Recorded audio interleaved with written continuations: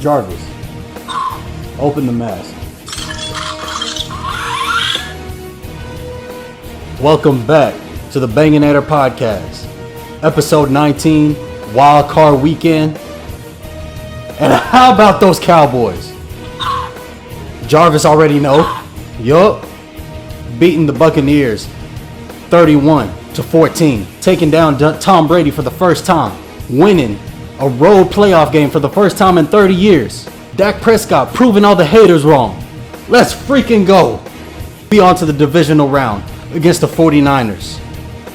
I'm getting hype up in here.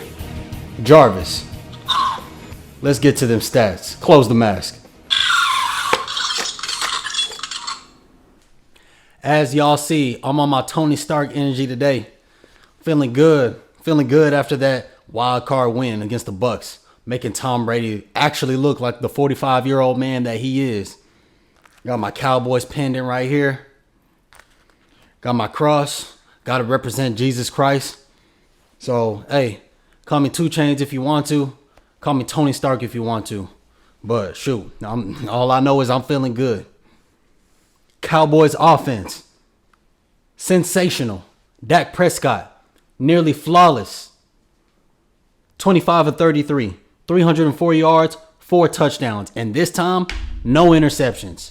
Thank you, Dak, for showing me who you can be. Can you be like this moving forward? That's yet to be determined. But we see that it's there. He also had a rushing touchdown. Whenever he did a fake bootleg, went out, faked everybody in the stadium. Touchdown. Tony Pollard, 77 yards. Ezekiel Elliott, 27 yards. And I like the fact that we didn't force feed Zeke. We weren't trying to, because 27 yards, we saw that it wasn't there. So, okay, Tony Pollard, you're the better back today. All right, let's give you the ball a little bit more. He did get more touches. That's what I like to see. Go with what's working. Don't force things. Dalton Schultz, clutch. 95 yards, 2 touchdowns. He's one of the most consistent tight ends. He's not quite George Kittle. He's not quite Travis Kelce, but he's there. He's top 5 tight end, definitely. C.D. Lamb, 68 yards, 1 touchdown. Michael Gallup, 46 yards, 1 touchdown. So everybody was getting some. And Zeke and Tony Pollard, they didn't even have to score touchdowns. You don't have to when your quarterback is throwing 4 touchdowns and no interceptions. So that's what I like to see. That is what I love to see. Cowboys defense, 2 sacks, 1 by Micah Parsons. And Micah Parsons was stellar. 2 QB hits, 9 quarterback pressures. That's what I like to see. We were making Tom Brady hella uncomfortable in the pocket. J-Ron Curse, 1 interception. Let's freaking go. That's how you play. We held them to 6 points most of the game. They scored another touchdown late, 31-14. So if we can do that going forward, we'll be better off. Now I have high confidence going into the divisional round. The question is, can y'all keep up playing like this? Nearly flawless. That's what's going to make you or break you. We see that the Cowboys can hang with the rest of them in the NFL. We've seen it all throughout the season. And then we've also seen when they just play like trash against the Texans, against the Jaguars, against Washington. I do have one thing to add, and that's Brett Maher missing 4 extra points. Hey, Brett, we can't have that against the 49ers. We can't have that. You lucky that this was not a close game. Otherwise, that could have very well cost us. He finally made 1, but, bruh, I don't know what was going on. I did listen to a sports psychologist, and he said that, hey, once you're overly nervous and overly tense, your muscles tense up, and now you're not kicking right. So it has nothing to do with kicking mechanics. It just has to do with up here. And we know what happens when you start missing 2, 3. Now you're not confident. You're overthinking. That can't happen. So I heard that he spoke to Coach John Bones Fossil. Things should be straight now. As we all know by now, the Cowboys play the 49ers in Santa Clara, California at Levi Stadium. 49ers hosting it. It's going to be a good game. I expect it to be a good game. The way that they playing and the way that we playing right now. It's going to be at 5:30 Central Time on Fox. They have a lot of offensive weapons that I'm worried about. Deebo Samuel, Christian McCaffrey, Brandon Ayuk, George Kittle, and all led by Brock Purdy. A rookie game manager that has won I don't know how many straight games now since he stepped in as the starter. And hey, the offense is making it easy for him. So yeah, I'm worried about that. Our defense stopping that, because we've seen throughout the season how our defense has trouble stopping the run. Christian McCaffrey, I am afraid of what he's going to do to us. Their defense, Nick Bosa, linebacker Fred Warner, they're the ones leading the defense, and they do a hell of a good job. If we play like we did against the Buccaneers, we can do anything. Just limit the turnovers. Anything else, hey, it's out of your control, because we know that the 49ers are a better team. With that said, I do expect the 49ers to win this game. I got to keep it real. I got to keep it real with y'all. I ain't going to BS y'all. But I'm so much more confident after what the Cowboys put on tape in the wild card round. So I expect them to put up a good fight, and for it to be a close game. We do have a hell of a chance. Y'all already know what time it is. It's time for my top 4 favorite things from the wild card round in the NFL. Coming in at number 1 on first down is the Cowboys beating the Bucks, and for 2 main reasons. The fact that we never beat Brady before. Brady would always beat the Cowboys when he was on the Patriots and the Buccaneers. Now we got him. Ladies and gentlemen, we got him. And the second reason being that this is our first road playoff win in 30 years. Since 1993, when the Cowboys beat the 49ers. Coming in at number 2 on second down, I got the Jaguars winning 31-30 against the Chargers. Whenever they were down 27-0, I'm going to be honest, I stopped watching the game at 24-0. Whenever the Chargers were up 24-0, I was like, yeah, they got this in the bag. I come home, turn on the television looking for something to watch, and I accidentally see that, okay, 2 minutes left in the game, but Jags are only down 2. What? So, hey, I'm sitting down watching this, eating popcorn. I just see the Jaguars get down the field, get a first down, and kick a field goal to win the game.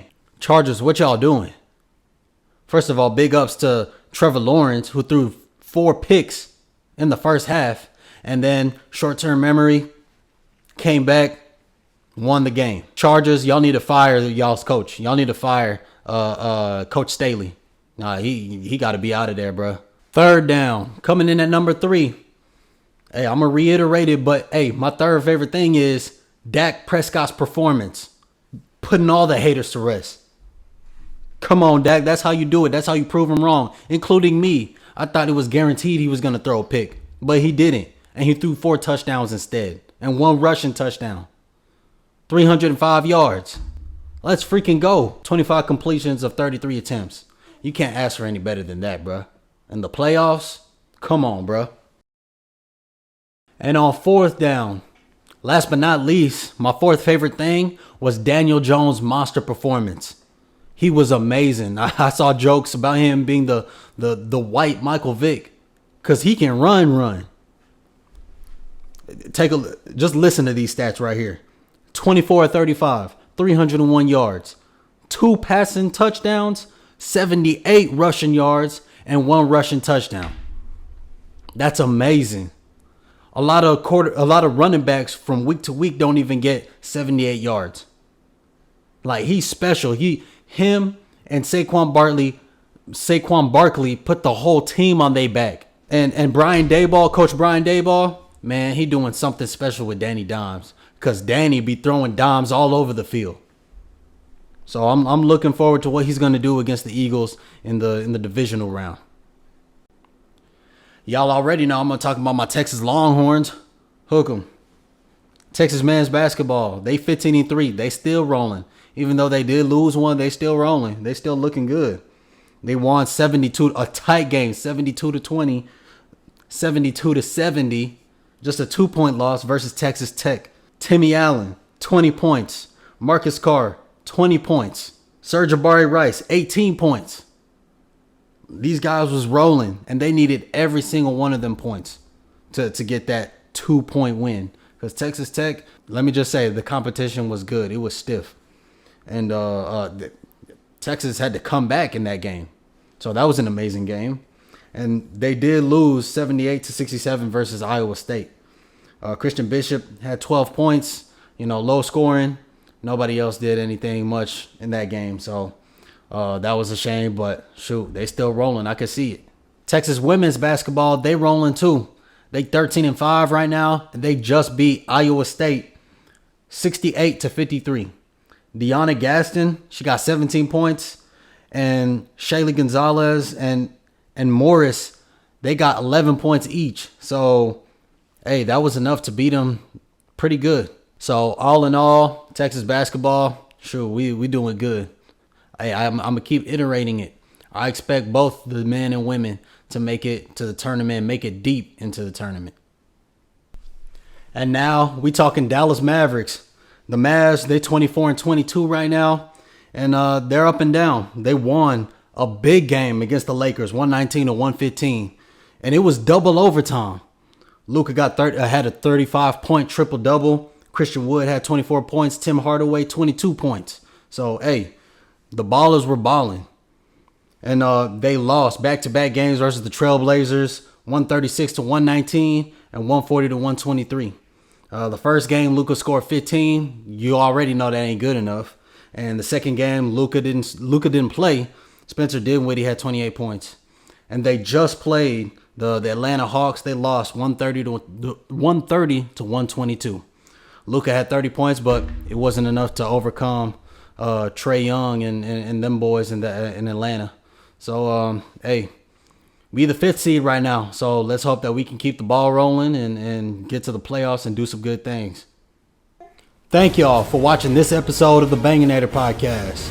Please keep liking and subscribing to my videos on YouTube so I can keep bringing y'all more content. And please go follow my Banganator podcast Instagram. Let's beat the 49ers on Sunday. Let's move on to the NFC Championship.